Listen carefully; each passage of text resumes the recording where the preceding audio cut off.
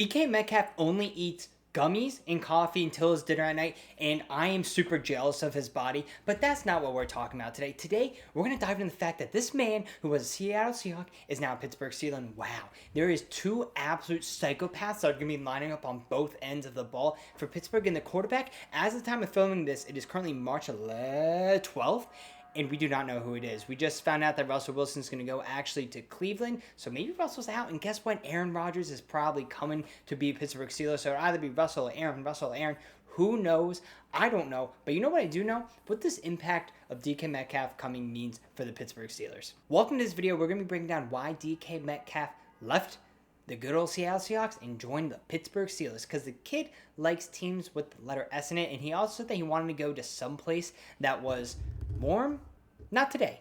Not today. Honestly, one of the reasons why he left is I think he just hates Geno Smith. And now I get it. Geno Smith did leave for the Raiders, but this DK trade was before that. And Geno Smith, he seems like a fine guy, but the type of guy where it's like, you got your college town, you're hungover, and you're at the bagel shop, you order your bagel, and then you see the kid next to you, he's like, I saw you at the party last night. And they start speaking to you, and all you want to do is just stop with this conversation. That's how I kind of view Geno Smith. It's like, I don't really want to be talking to you, so please just get away from me. And I feel like DK Metcalf was feeling that as well. And you can just tell when a player's ready to leave, and DK Metcalf last season was definitely ready to leave. Seattle was just no longer the place for him, especially with JSN on the rise. There was a lot of hype around him where DK, he didn't really see as much targets or have as great of a season that he usually does have. Now, I believe he was injured for a couple games. However, he only had 992 receiving yards with only 5 touchdowns, and he averaged 15 yards per catch, which if you know anything about DK, it's like either probably like almost behind the line of scrimmage, or it's going to be all the way in the end zone. This is going to allow DK to finally spread his wing and fly high.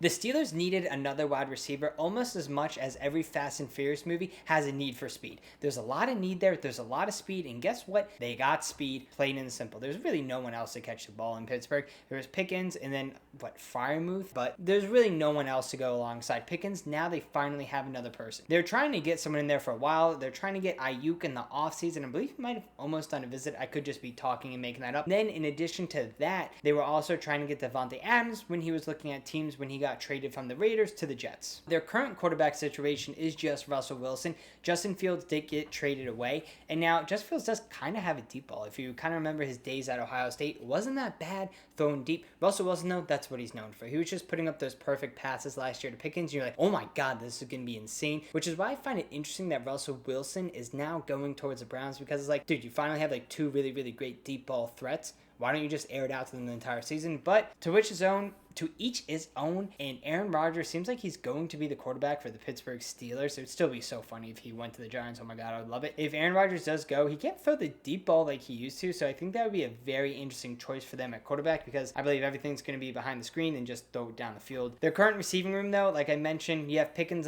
lined up on the other side, and they're just going to fight. They're just going to be fighting people the entire time. It's going to be kind of like the end scene in Step Brothers, where it's just they return in the 5th graders and they give them the business. Overall, though, I think this is a great trade for Pittsburgh, because they needed a wide receiver, and why not have it be fun? The Pittsburgh football, it's just not fun. It's grinding that football, but now you have some fun players. So if you're going to have a mediocre Mike season, you might as well have a little bit of fun with it. And check out my other videos. I'm desperate for people to just like me and just subscribe.